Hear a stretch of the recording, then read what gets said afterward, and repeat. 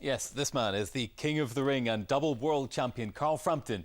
Wants a summer fight in Belfast next after beating Scott Quigg in their super fight. The split decision victory adds the WBA title to the Jackal's IBF crown.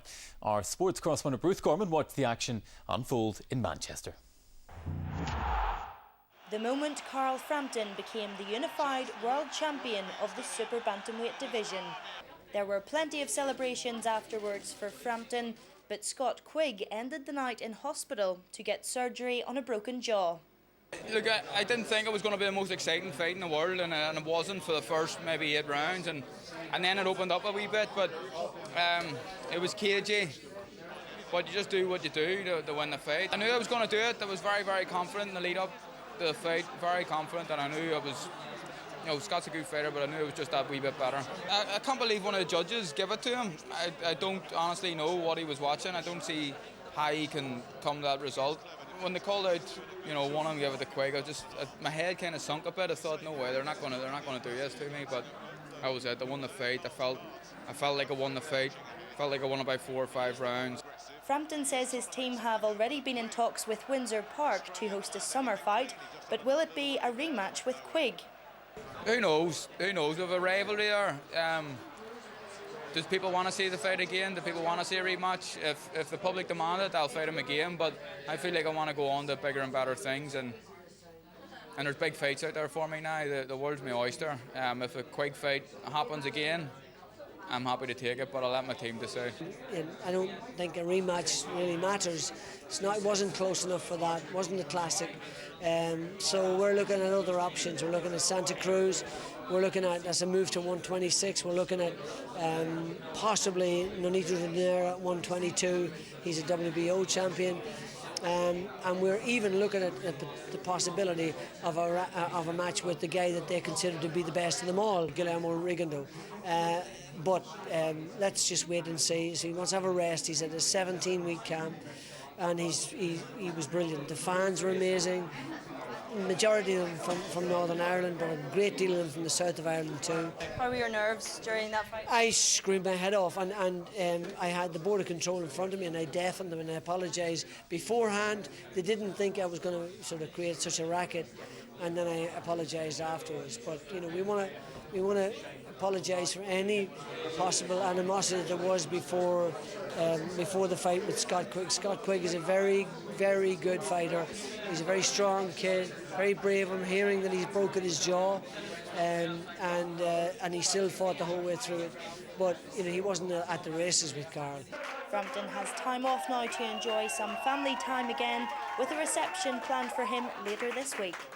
Ruth Gorman, UTV Live, Manchester. Well, it's not every day we have a local boxer who is a double world champion. Carl Frampton is one now.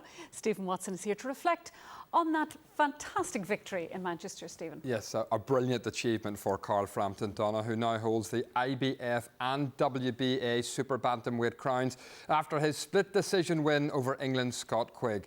Frampton, who flew home last night, says that he would love to defend his titles in his hometown at Windsor Park this summer. Thomas Kane looks back on a memorable night in Manchester.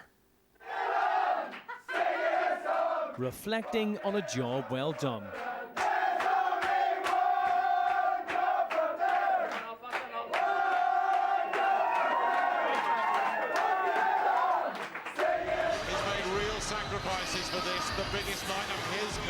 It may have been Manchester, but with thousands of fans making the trip, it felt like Belfast. Frampton was in control.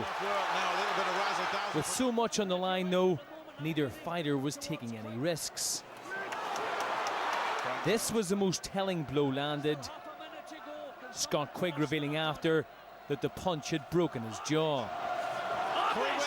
Knowing that he needed a knockout to win, the Berry man upped the intensity, but the night belonged to Frampton. The fighting pride of Belfast. The world now your oyster. What next for Carl Frampton? I think so. There's loads of options. I could potentially stay at super bantam. I'd go up to featherweight. Will you want to get back to Belfast though? I'd love to fight in Windsor. That's what I've said. I've said it all along. I think there's been a few feelers put out already, but obviously with the boys here going to the Euros, it's a difficult time of the year. We'll need to time it right, but A dream of mine would be to fight at Windsor Park one day and defend the world title out there. It was going to live with me for the rest of my life. He's always been supporting us at Windsor, so it's about time the lads came along and supported him, and what a performance he's put on for us. What's your wish list? Santa Cruz is someone we're very keen on fighting because he's fan-friendly, non-stop. He's got the WBC diamond belt at 126 pounds. We'll go to America for that. Maybe we can get him to come to Belfast.